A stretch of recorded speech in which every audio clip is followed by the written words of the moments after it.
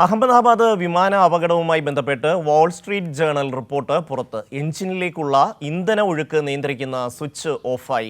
ഇതോടെ 2 എഞ്ചിനിലേക്കുമുള്ള ഇന്ധന ഒഴുക്ക് നിലച്ചു. ഇതോടെ വിമാനത്തിന്റെ ത്രസ്റ്റ് നഷ്ടപ്പെട്ടുവെന്നും റിപ്പോർട്ടിൽ പറയുന്നു. സിബി ചേരുകയാണ്.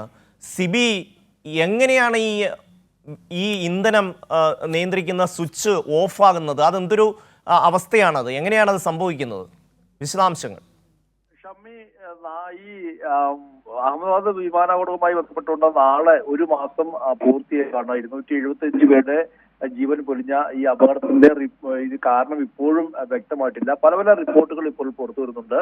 ഇതിലിപ്പോൾ അമേരിക്കയിലെ ഒരു ദിനപത്രമായ വാൾ സ്ട്രീറ്റ് ജേണൽ റിപ്പോർട്ടിന്റെ ഒരു റിപ്പോർട്ടാണ് ഇപ്പോൾ അവർ പുറത്തുവരുന്നൊരു എക്സ്ക്ലൂസീവ് വാർത്തയാണ് ഇപ്പോൾ നമ്മൾ അറിയിക്കുന്നത്. അതായത് ഇവർ പറയുന്നതനുസരിച്ച് എഞ്ചിനിലേക്കുള്ള ഇന്ധന ഒഴുക്ക് നിയന്ത്രിക്കുന്ന ആ സ്വിച്ച് ഓഫായി. ഇതോടെ 2 എഞ്ചിനിലേക്കുള്ള ഇന്ധന ഒഴുക്ക് പൂർണ്ണമായും നിലച്ചു. അങ്ങനെ ഇന്ധന ഒഴുക്ക് നിലച്ചോടെ വിമാനത്തിന്റെ ത്രസ്റ്റ് നഷ്ടപ്പെടുകയും ഈ ART എന്ന ആക്ടിവിഷനിലൂടെയാണ് ഈ വിമാനങ്ങൾ പോകുന്നത്.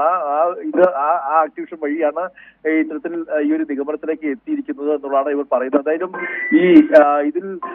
ഇതിന്റെ വിമാനവുമായി ബന്ധപ്പെട്ട ബ്ലാക്ക് ബോക്സ് കണ്ടെത്തുകയും ഈ ബ്ലാക്ക് ബോക്സ് വഴി കൃത്യമായി അതിന്റെ കാരണങ്ങളെല്ലാം തന്നെ ഇപ്പോഴും അന്വേഷിച്ചു വരികയാണ്. ഇതിന്റെ തുടക്കം തന്നെ ഈ അന്വേഷണത്തിന്റെ ഭാഗമായി ഈ സ്വിച്ചുകൾക്ക് സ്ഥാനചലനം സംഭവിച്ചതായി അന്വേഷണ ഉദ്യോഗസ്ഥർ തന്നെ പ്രാഥമികമായി കണ്ടെത്തിയിരുന്നു. പക്ഷെ ഇത് എങ്ങനെയാണ് ഈ സ്ഥാനചലനം സംഭവിക്കുന്നത് എന്ന കാര്യത്തിൽ ഇപ്പോഴും വ്യക്തമായിട്ടില്ല. അതായത് ഈ എഞ്ചിനിലേക്കുള്ള ഇന്ധന വിതരണം വിച്ഛേദിച്ചതാണോ, അതോ മനഃപൂർവ്വം ഉണ്ടായതാണോ, അതോ അപകടമാണോ എന്നെല്ലാം വളരെ സൂക്ഷ്മമായി പരിശോധിക്കണം എന്നുള്ള രീതിയിലാണ് നേരത്തെയും റിപ്പോർട്ടുകൾ വന്നത്. ഇതിൽ മനഃപൂർവ്വമാണോ അബദ്ധത്തിലാണോ ഈ നടക്കുമ്പോൾ കാര്യങ്ങളാണ് പരിശോധിക്കുന്നത്. പക്ഷേ ഇതിൽ ഏറ്റവും ഈ വിദഗ്ധർ ചൂണ്ടിക്കാട്ടുന്നത് ഇതങ്ങനെ അബദ്ധത്തിൽ സംഭവിക്കുന്ന ഒന്നല്ല, അല്ലെങ്കിൽ പെട്ടെന്ന് അങ്ങനെ ആ സ്വിച്ചുകൾ ഓഫായി പോകുന്നതല്ല, ആ രീതിക്കല്ല ഇതിന്റെ സ്വിച്ചുകൾ എന്നുള്ളതാണ്. എന്തായാലും ഈ സ്വിച്ചിന് സ്ഥാനചലനം സംഭവിച്ചു എന്ന് ഈ ഫ്ലൈറ്റ് ഡേറ്റയും കോക്പിറ്റ് വോയിസ് റെക്കോർഡറൊക്കെ പരിശോധിച്ചപ്പോൾ മനസ്സിലായതായി ആദ്യം പ്രാഥമികമായി ഒരു നിഗമനമുണ്ട്. എന്നാൽ ഇത് സംബന്ധിച്ച് കൂടുതൽ സ്ഥിരീകരിക്കുന്ന വിവരങ്ങൾ വന്നിട്ടില്ല. പക്ഷേ നേരത്തെയും എയർ കറന്റ് എന്ന വ്യോമയാന പ്രസിദ്ധീകരണത്തിലും ഈ സ്വിച്ചുകൾ സംബന്ധിച്ച് ചില റിപ്പോർട്ടുകൾ പുറത്തു വരികയും ഈ സ്വിച്ചുകളിൽ സ്ഥാനചലനമായ ഒരു സംശയമുള്ളത്, ഈ സ്വിച്ച് ഓഫ് ആവുന്നതാണെങ്കിൽ സ്വാഭാവികമായിട്ടും അത് ഓണാക്കാനും പറ്റുന്നതായിരിക്കുമല്ലോ.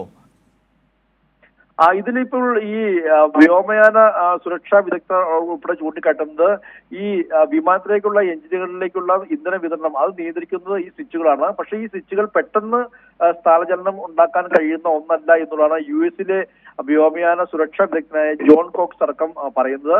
ചെറിയൊരു നീക്കം കൊണ്ട് അനങ്ങുന്നതല്ല ഇവയിലൊന്ന് നന്നായി അമർന്നാൽ മാത്രമേ ഇത് വിമാനത്തിലേക്കുള്ള വൈദ്യുതി നഷ്ടമാകുന്ന ഒരു സാഹചര്യം ഉണ്ടാകുകയുള്ളൂ. അതേസമയം തന്നെ വിമാനത്തിന് മറ്റ് സാങ്കേതിക തകരാറൊന്നും അന്വേഷണം കണ്ടെത്തിയില്ല എന്നും പറയുന്നു. എന്തായാലും ഇത് സംബന്ധിച്ചൊരു പ്രാഥമികമായ റിപ്പോർട്ട് മാത്രം കഴിഞ്ഞ ദിവസം ഈ എയർക്രാഫ്റ്റ് ആക്സിഡന്റ് അടക്കമല്ലാതെയും ഈ ഒരു AIB ഈ ഒരു റിപ്പോർട്ട് സമർപ്പിച്ചിരുന്നു. പക്ഷേ ഈ റിപ്പോർട്ടിലെ പ്രാഥമിക വിവരങ്ങൾ ഇപ്പോഴും പുറത്തു വന്നിട്ടുമില്ല. പക്ഷേ ഇതുമായി ബന്ധപ്പെട്ടുകൊണ്ട് ഇന്റർനാഷണൽ സിവിൽ ഏവിയേഷൻ ഓർഗനൈസേഷനാണ് ഒരു റിപ്പോർട്ട് ഈ ഒരു മാസത്തിലെ 30 ദിവസത്തിനകം സമർപ്പിക്കേണ്ടത്. പക്ഷേ ഇതുവരെയും ആ റിപ്പോർട്ട് സമർപ്പിച്ചിട്ടുമില്ല.